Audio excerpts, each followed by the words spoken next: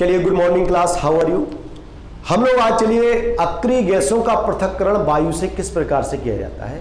हम लोग अभी पिछले वीडियो को देख करके ये जान गए हैं कि वायुमंडल में लगभग सभी अक्रिय गैसें उपस्थित रहती हैं जिन्हें हम लोग उत्कृष्ट गैस कहते हैं। आरएन को छोड़ करके, आरएन वायुमंडल में नहीं पाई जाती है, ये रेडियो एक्टिव डिके में पाई जाती है। ठीक है, तो अक्रिय गैसें वायुमंडल में हैं, तो वायुमंडल में जो एयर है उससे हम अक्रिय गैसों का पृथक्करण कैसे करते हैं। कई वैज्ञानिकों ने इन अक्रिय गैसों को पृथक करने के लिए अलग अलग विधियों का सुझाव दिया है, लेकिन जो सबसे ज्यादा उपयुक्त विधि है वो रेले रामसे की प्रथम विधि है। तो चलिए आइए हम लोग रेले और रामसे की प्रथम विधि द्वारा सेपरेशन करते हैं इनर्ट गैसेस यानी नोबल गैसेस का। ये फर्स्ट मेथड है।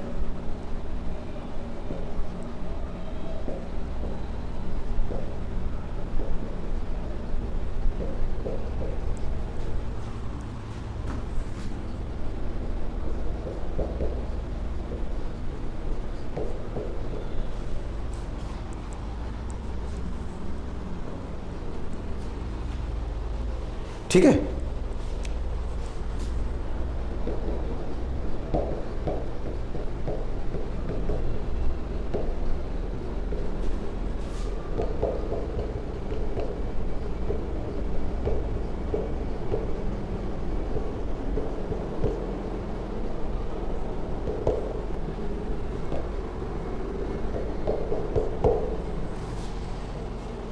तो भाई रेले रामसे की जो प्रथम विधि है, फर्स्ट मेथड है, वायु से अक्रिय गैसों को या वायु से अक्रिय गैसों का पृथक्करण किस प्रकार से किया जाता है।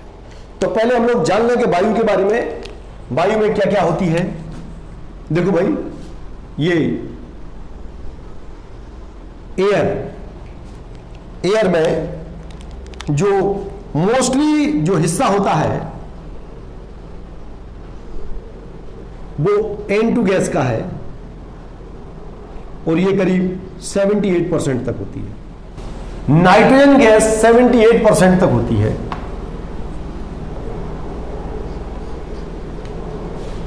N2 गैस 78% तक होती है। इसके बाद इसमें करीब ऑक्सीजन होती है 21% के आसपास, और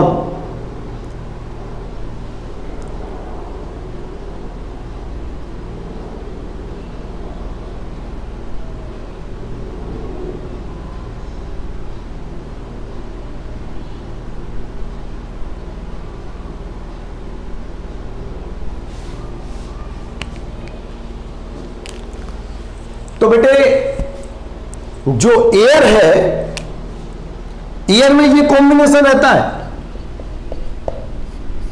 ये वायु में स्थिति है। सबसे ज्यादा 78% क्या होती है, नाइट्रोजन होती है। हम लोग लिख दें यहां 78% नाइट्रोजन होती है, 21% ऑक्सीजन होती है, और 1% में सब कुछ होता है। इनर्ट गैसेस भी होती है, CO2 भी होता है, और H2O का वेपर, जो H2O वेपर लिखा है, ये भी होता है। तो ये सारा एयर का कॉम्बिनेशन है। अब क्या होता है, सबसे पहले यहां सोडा लाइम अटैक करता है। ध्यान देंगे, सोडा लाइम, सोडा लाइम मतलब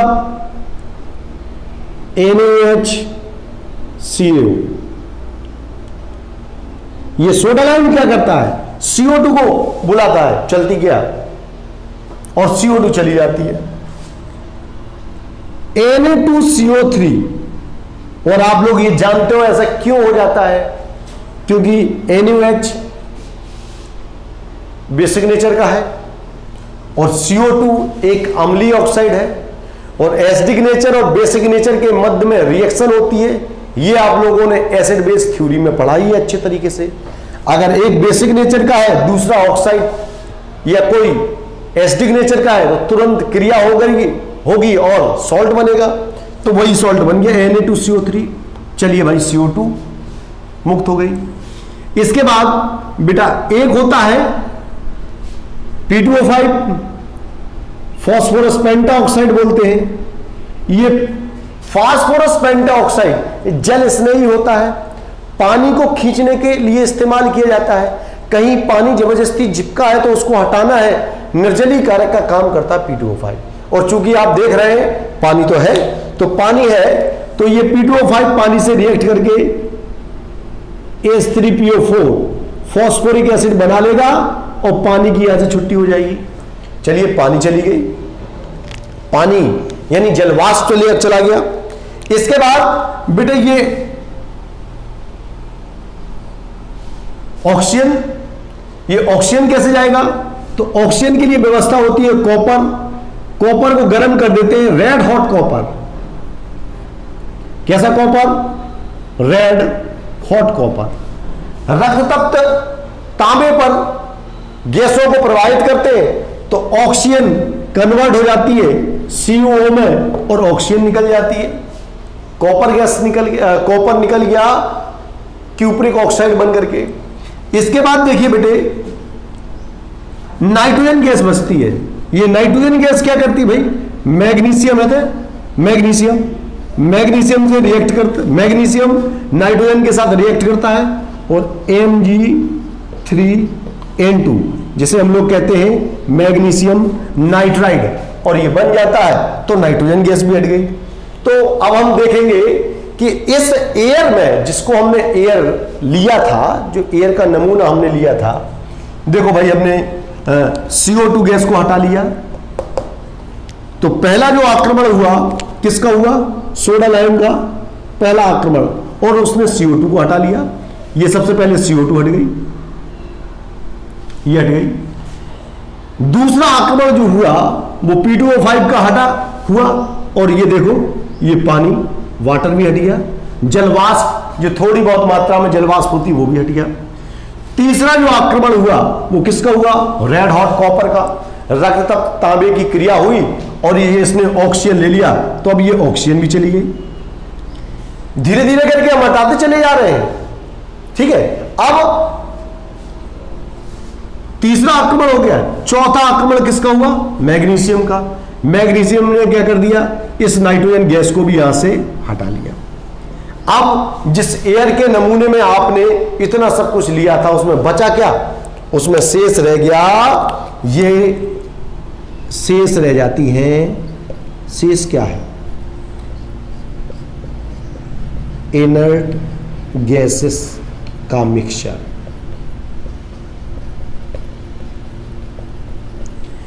अक्रिय गैसों का मिक्सचर जो है शेष रह जाता है, ठीक है। तो इस प्रकार से हम लोग वायु से अक्रिय गैसों का पृथक्करण कर सकते हैं रेले रामसे की प्रथम विधि का प्रयोग करके। अब रेले रामसे की प्रथम विधि के प्रयोग में हम लोग उसके अनुपालन में क्या करते हैं, चलिए आइए देखते हैं। नंबर 1, सबसे पहले soda lime. Soda lime NaOH CO2 को उठा लेता है और बना लेता है Na2CO3 + H2O, ठीक है। तो ये पहला आक्रमण है, सोडा लाइम बोलते जिसे। सोडा लाइम का आक्रमण होता है वो CO2 को हटा लेता है। दूसरा आक्रमण किसका होता है? P2O5 का। P2O5 जलवाष्प को उठा लेता है, ये फॉस्फोरिक एसिड बन जाता है। ऑक्सीजन देखो 5 3 8 4 दूनी 8, ये तो बेटे P2O5 निर्जलीकारक का काम करता है और ये पानी को, जलवाष्प को हटा देता है। तीसरा जो काम होता है कॉपर, कॉपर को रेड हॉट कॉपर लेते हैं, रेड हॉट कॉपर गर्म करते हैं, कॉपर का ऑक्साइड बन जाता है जिसे हम लोग क्यूप्रिक ऑक्साइड कहते हैं। तो ऑक्सीजन में हट गई। चौथा जो काम होता है N2 गैस, गर्म होता है मैग्नीशियम, सीधा Mg3N2। तो बेटे NaOH CO2 को उठा लेता है Na2CO3 बन करके। चलिए यहां सोडा लाइम पहुंचा, CO2 को निकाल लाया, P2O5 H2O वेपर को हटा दिया, कॉपर ने ऑक्सीजन को रिप्लेस कर दिया, मैग्नीशियम ने नाइट्रोजन को रिप्लेस कर दिया, और इस प्रकार से इनर्ट गैसेस का मिक्सचर शेष रह जाता है।